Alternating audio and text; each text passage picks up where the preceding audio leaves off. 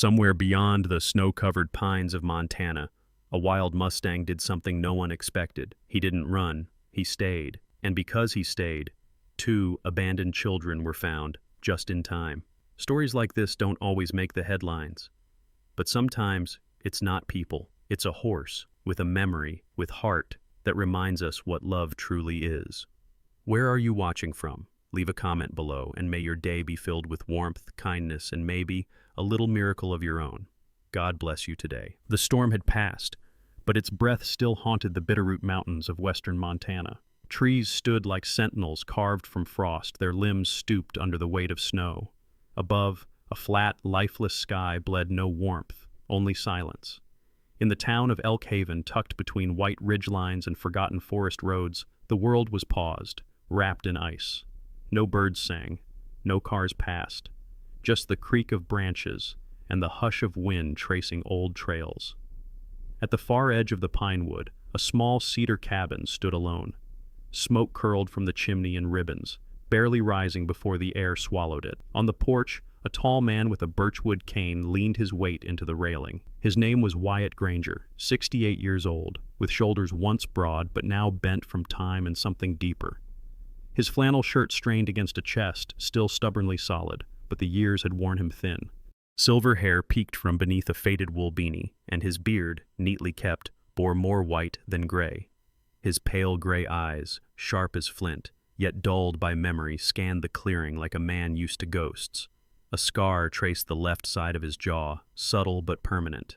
His right leg bore a wooden brace wrapped in leather, a relic from a fall in the rodeo ring 3 decades past. That fall had ended more than his riding career. It had buried something in him, the urge to belong. Since then, he'd chosen the solitude of Elk Haven, where silence didn't ask questions, and the snow respected secrets. He had just finished stacking the last of his firewood when he heard it, a sharp whinny cutting through the hush. Wyatt froze.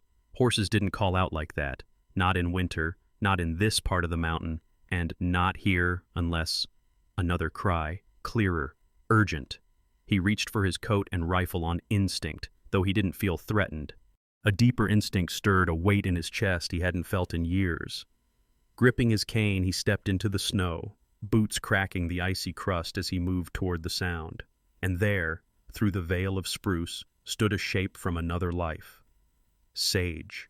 The Mustang had returned. He was a vision against the snow coat, a deep reddish chestnut, the color of canyon rock at sunset. His black mane danced in the wind, tangled and wild, and his tail lashed behind him like a whisper of thunder. Muscles rippled beneath his winter coat, though he looked leaner than Wyatt remembered. His amber eyes locked onto the old man's, intense, unblinking, intelligent. 2 winters ago, Wyatt had found Sage caught in a steel trap leg, bleeding, eyes furious. It had taken hours to gain his trust, longer to clean the wound. Wyatt had never ridden him, never tried to. The bond between them wasn't one of ownership. It was a shared silence. Sage had stayed the rest of that winter, always nearby but never close enough to touch. Then, just as quietly, he vanished into the forest. Wyatt hadn't seen him since, until now. Sage snorted and turned, trotting a few steps before pausing, looking back. Wyatt narrowed his eyes. "You want something, don't you?" The Mustang didn't flinch. He pawed the snow, then trotted again into the woods.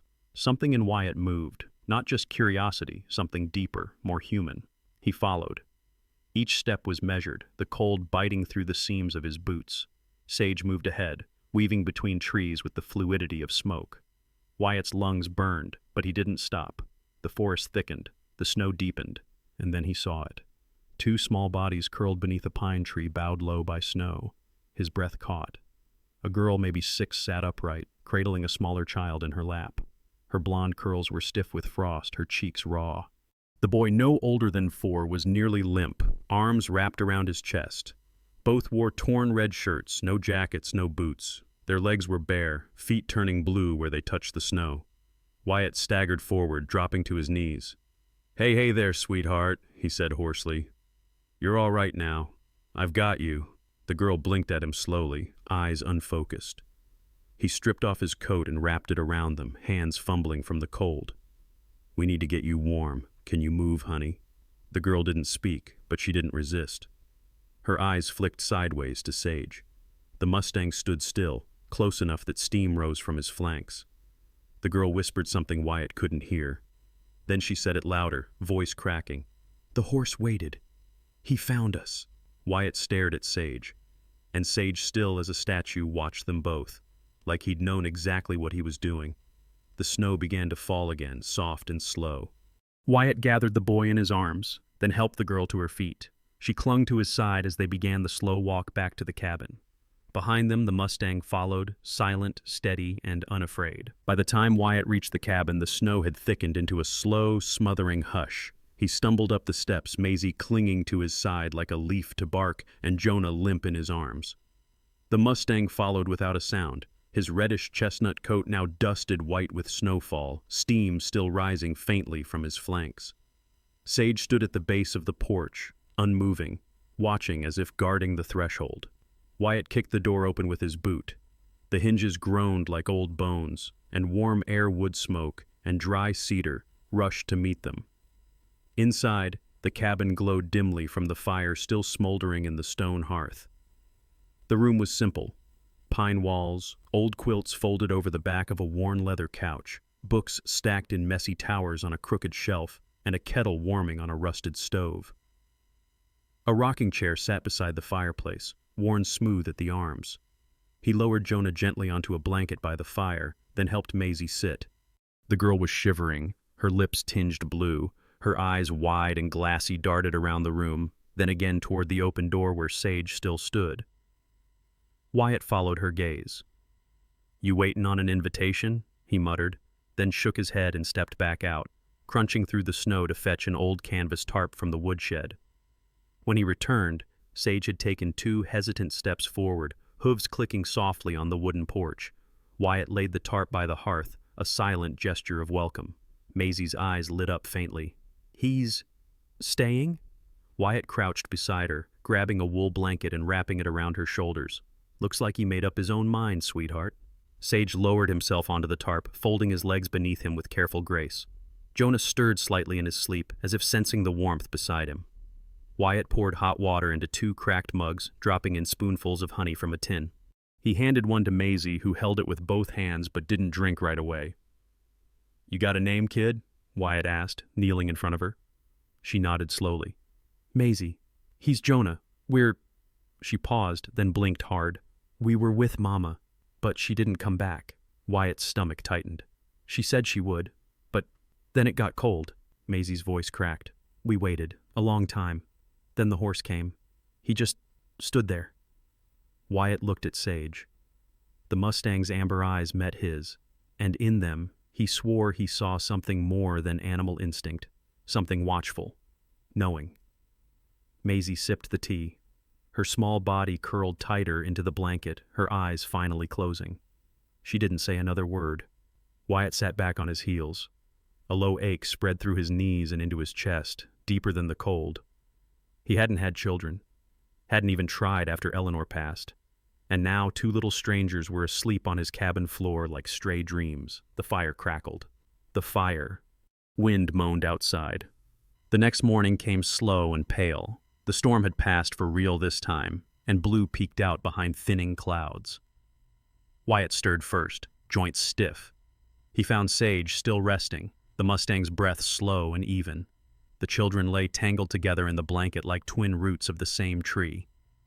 Wyatt pulled on his boots, stepping outside into the snow. He stood still, the weight of silence pressing in, but something shifted behind him. A voice. Feminine. Firm. "I was told you don't like company, Mr. Granger."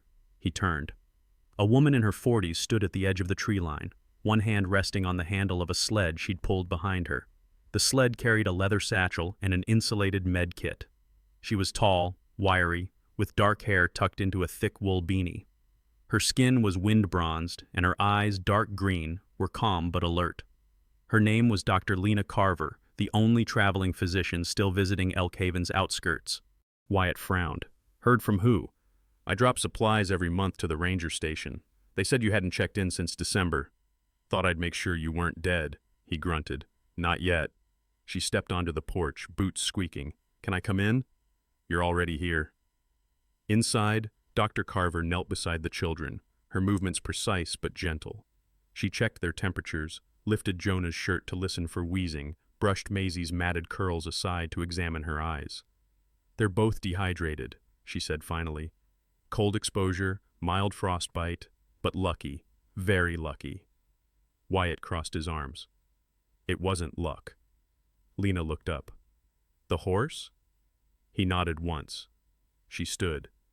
"Well, then that's a story you'll be telling for the rest of your days." Wyatt didn't reply. He just looked at Sage. Later that day, after Lena had left to notify the authorities discreetly, Wyatt sat on the porch with a mug of coffee gone lukewarm in his hands. Sage grazed quietly nearby, his presence already part of the landscape. Maisie stood beside Wyatt, bundled in 3 layers of clothes far too big for her. Jonah was inside, napping again. "He's not going to leave, is he?" Maisie asked. Wyatt shook his head slowly. "I don't think he ever planned to." Maisie smiled faintly. Her face was still pale, but life had returned to her eyes. She reached out toward Sage, and the horse stepped closer, lowering his head until it nearly touched hers. Wyatt watched the moment like a man watching the first thaw of spring. And for the first time in many years, something in him softened. The storm had passed, but the cold had only grown sharper in its wake. By morning, the sky was a pale sheet of steel, and the snow outside Wyatt Granger's cabin glittered under the bleak light like salt scattered over a frozen table. Inside, the air was thick with the scent of burned pine and wool. Jonah was still asleep on the braided rug near the hearth, limbs tangled in an oversized quilt. Maisie sat nearby, carefully brushing Sage's coarse mane with her fingers, as if afraid he might disappear if she let go. The Mustang, still dusted with snow, stood calmly in the cabin's corner, his presence more like a guardian than a guest. Wyatt moved slowly that morning. His body ached from the night's labor, but it was a deeper weight that slowed him, the return of purpose, sharp and sudden, in the shape of 2 lost children and a horse who didn't act like any horse he'd ever known. He stepped out into the yard, pulling his coat tight. The trees stood still. Snow had stopped falling. As he passed the edge of the clearing, something caught his eye at the base of a leaning pine, a spot of disturbed snow, shallow but deliberate. Wyatt frowned and knelt. Brushing back the snow revealed burlap, a weathered drawstring bag, small enough to carry in one hand, hidden just beneath the surface. It was damp, but tied with care. He brought it inside. Maisie looked up. "What's that?" "Not sure. Found it near the tree line." He loosened the knot. Inside, papers. A child's drawing, folded many times. A worn photo of a woman in her 30s, dark hair, eyes wide with a strange smile. And documents, hospital forms, state letters, a probation notice stamped with a name. Marlene Keats. Wyatt's jaw tightened. He hadn't heard that name in years, but it stirred something unpleasant. He reached for the landline. It was nearly noon when the sheriff's truck pulled up. Hannah Coleridge stepped out, dusting snow from her sleeves. She hadn't changed much, still tall and lean, with short-cropped brown hair and that same unyielding stance. But there was tiredness in her eyes now, the kind only regret could carve. Wyatt met her at the porch. "Hannah." "Wyatt, you look worse than last time. Been a rough decade." She gave a faint nod, then stepped past him into the cabin. Her eyes softened when she saw the children. Jonah was awake now, cradling a tin cup in both hands. Maisie looked up but didn't speak. Then her gaze landed on Sage. "That your horse?" "Not exactly. He came with the storm, found the kids." Hannah raised an eyebrow but said nothing. Wyatt handed her the bag. "Found this near the pine tree out back. Name ring any bells?" She flipped through the contents. When she saw the probation letter, her expression darkened. Marlene Keats. She was flagged a few years ago, fraud, abuse, taking in foster kids for the check, then vanishing when they got sick. She vanished too. We never found her. Maisie, hearing the name, flinched. "That was Mama's name." Hannah looked up sharply. "You sure, sweetheart?" Maisie nodded, slow and fearful. Wyatt stepped in. "Don't push her. They've been through enough." But Hannah had already softened. She crouched beside the girl. "You're safe now, I promise. No one's taking you unless it's to somewhere warm and right." Behind them, Sage shifted. His ears twitched. He stepped toward the door, suddenly alert. Wyatt noticed. "What is it, boy?" The Mustang turned his head toward the trees, and then, without warning, he walked out. Wyatt and Hannah followed him through the snow-laden woods, their breath visible in clouds. Sage moved with intent, nose low, hooves careful, not wild, not wandering, tracking. They reached a small clearing. In the center, a rusted trailer half buried in snow. The windows were smashed, the door ajar, no footprints, no sound. Sage circled the structure once, then stopped. Wyatt stepped forward, hand on his belt. Inside, the air smelled of mildew and rot. A child's jacket lay in the corner. Empty cans, syringes. Hannah knelt, lifting a torn envelope with the same name, Marlene Keats. She exhaled.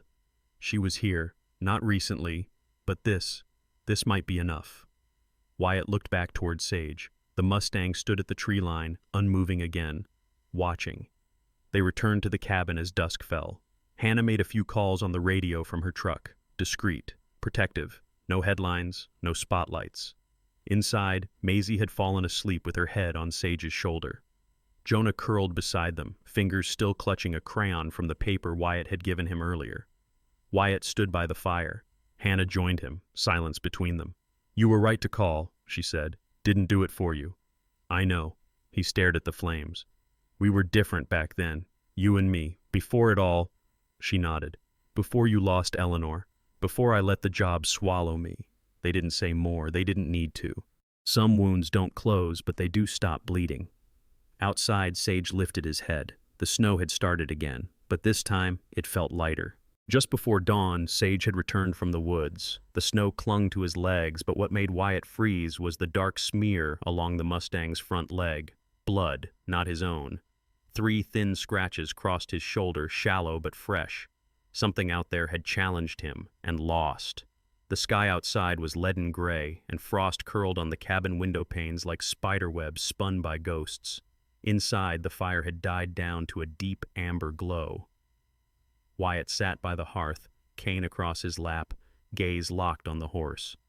Sage stood quiet but alert, ears flicking, chestnut coat steaming faintly in the warmth, mane tangled with snowmelt. He didn't rest. Maisie stirred from her makeshift bed near the fireplace. Her tiny hands rubbed at her eyes as she sat up, glancing first at Sage, then Wyatt. "Something's wrong," she said, not a question. Wyatt nodded. He came back hurt. Jonah was still curled beneath a quilt, thumb tucked against his cheek, unaware of the storm that hadn't ended with snow. Sage's head snapped toward the door. A low sound vibrated from his throat. Not a whinny, a warning. Wyatt was already rising. His knees groaned, but he gripped the cane and stepped toward the door. The cabin, so still moments before, seemed to shift. The quiet wasn't peace anymore. It was pressure. Sage moved with him, muscles taut. Then, a voice outside. "Maisie? Jonah? It's me, honey. It's Mommy. Come on out, let's go home." Maisie froze. Wyatt's hand reached for the latch, but he didn't open the door. The voice came again. Too sweet. Off-key. Sage placed himself in front of the door, body squared, legs braced. He bared his teeth, the low growl rising to a rumbling snort. Steam curled from his nostrils. Wyatt opened the door an inch. Snowflakes drifted in. A woman stood just outside the porch, hood low, thin figure wrapped in a pale jacket. Face obscured by shadows. Wyatt's voice was low but steel hard. "Don't move." She stepped forward. "They're mine. I have a right to them." "You lost that right the day you left them in the woods," Maisie was crying now, loud and panicked. "That's not our mom. That's not her." Marlene's voice hardened. "You don't know what they told you. You don't know what I gave up." Sage reared slightly, hooves thudding against the wood. His scream split the air. Wyatt stepped forward between the door and the storm, his cane pointed like a drawn sword. "Get off my land!" "I came for them," she shrieked, "and you'll leave alone." She hesitated, one step back, another. Then she turned, coat whipping in the wind, and vanished into the pines. Wyatt shut the door slowly, locked it, bolted the top. Maisie ran to him, clinging to his leg. He lifted her gently, carrying her back to the fire. "She said our mom was dead," Maisie whispered. "But in my dream I saw her. She was looking for us." Her voice was warm. Wyatt knelt beside her. He tucked a blanket around her shoulders and took her small hand in both of his. "You dream things you need," he said, then softer. "Sometimes, I still hear Eleanor in my sleep, calling my name. Doesn't mean it's just a dream." Maisie looked at him through tear-blurred lashes. "Do you think she's really looking for us?" "I think someone is," he said. "Someone good. Someone who sounds like warmth." Jonah had woken. He shuffled over to his sister, crawling into the blanket's edge, leaning against her. Sage stepped closer, lowering his head until his muzzle brushed the girl's arm. The cabin was still again, but not broken, not lost. Outside, the snow fell, soft and slow, like something had passed and something else had begun. The wind had softened. For the first time in days, the snow outside Wyatt Granger's cabin didn't come with a threat, only with silence. A kind of reverent hush. The morning sun climbed pale behind the trees, its light diffused through frost-kissed pines. Inside, the fire had burned low, but the warmth lingered. Maisie was the first to hear the car. It was faint, just the slow crunch of tires on packed snow. She looked up from where she sat beside Sage, her cheek resting on his flank. The Mustang stirred but did not rise. Outside, a dark blue SUV rolled to a stop. The driver's door opened slowly. Hannah stepped out first. Behind her, a woman emerged, thin, fragile-looking, with sandy blonde hair pulled back in a trembling knot. Her hospital bracelet still circled her wrist. A nurse stood nearby, quietly watching. Claire Danvers had the look of someone caught between two worlds' eyes, blinking, as if adjusting to a brightness too pure. Her body still bore the weight of what it had survived.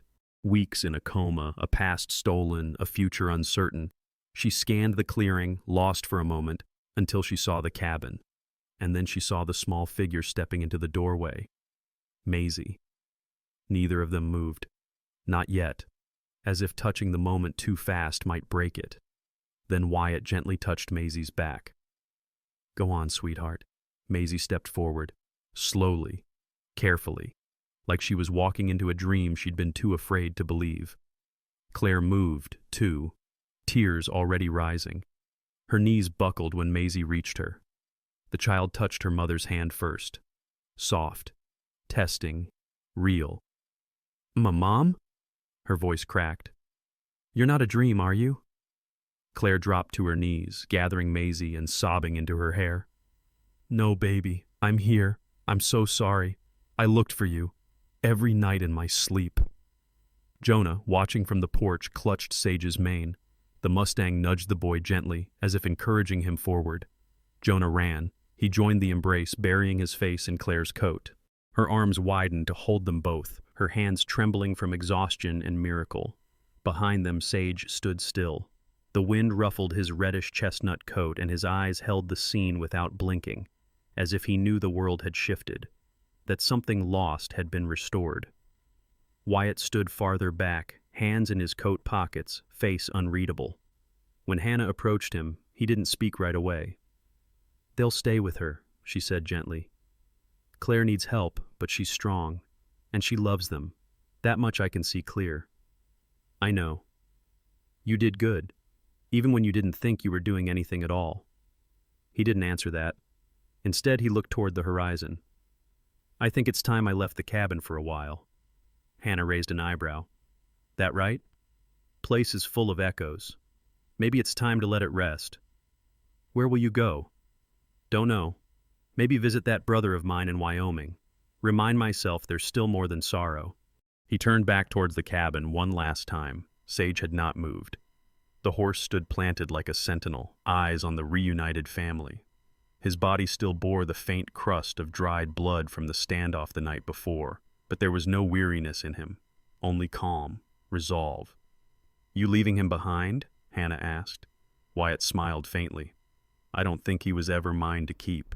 Later that day, as Wyatt packed a small canvas duffel, Maisie came to the porch. "Is Sage staying?" "If he wants to." She nodded slowly. "He remembers warm things, even when it's cold." Wyatt crouched beside her. "So do you. Never forget that." The truck engine started. Sage walked a few steps to the edge of the clearing, where he could still see the children, the cabin, the forest. He stood like that for a long time, as if waiting, as if guarding, as if this, finally, was home. The last of the snow melted slow that year. It lingered in the hollows beneath the pine trees and in the shadows of the cabin's eaves, reluctant to release the grip of winter. But spring came anyway, not with fanfare but with the quiet defiance of green shoots piercing through frostbitten soil. The winds lost their teeth. The air carried the scent of wet bark and thawed earth. Life, inch by inch, returned to Silver Hollow. On the porch of the old cabin, Wyatt Granger sat with his hands wrapped around a tin mug of coffee gone cold. His cane rested across his lap, unused for the moment. The ache in his bones hadn't left, likely never would. But something else had changed. There was no weight on his chest that morning, only space and breath. Out near the edge of the yard, Maisie knelt beside Sage, offering him a bundle of spring grass wrapped in her small palms. The Mustang, his reddish chestnut coat brighter under the morning sun, accepted the gift gently, his muzzle brushing her fingers with the reverence of a cathedral bell. Maisie giggled, not loudly, but enough that Wyatt could hear it over the chirping of mountain jays.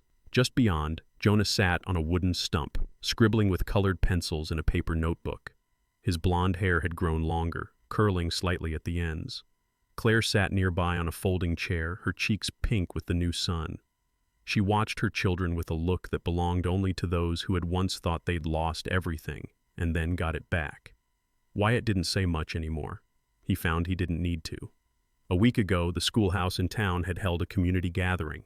Miss Tanner, the elementary art teacher, had displayed a row of hand-drawn posters made by the children.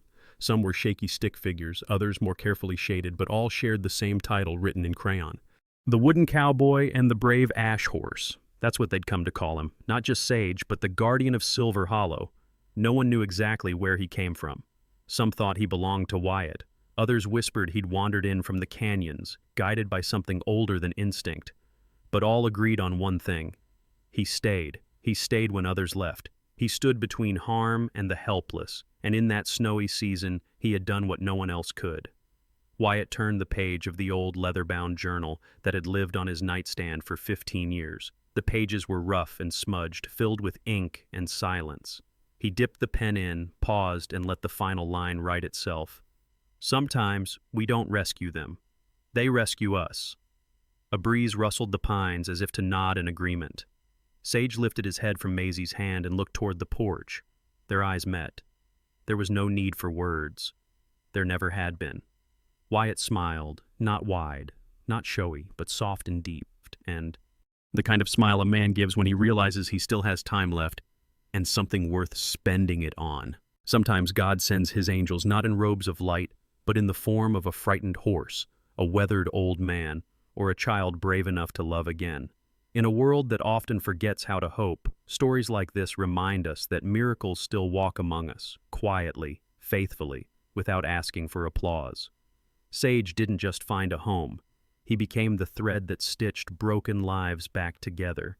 And in doing so, he reminded us all, the Lord works through the unexpected, through snowstorms and strangers, through wild Mustangs and weary hands. Maybe today you're standing at your own cabin door, unsure what waits beyond the clearing. But take heart. God is still writing stories. He is still redeeming what feels lost. If this story touched your heart, please share it with someone who needs hope. Comment Amen if you believe God still sends guardians when we least expect them. Don't forget to like, subscribe, and join us here at Saddle Soul Stories, where every tale carries a soul and every soul finds grace. May God bless and protect you always.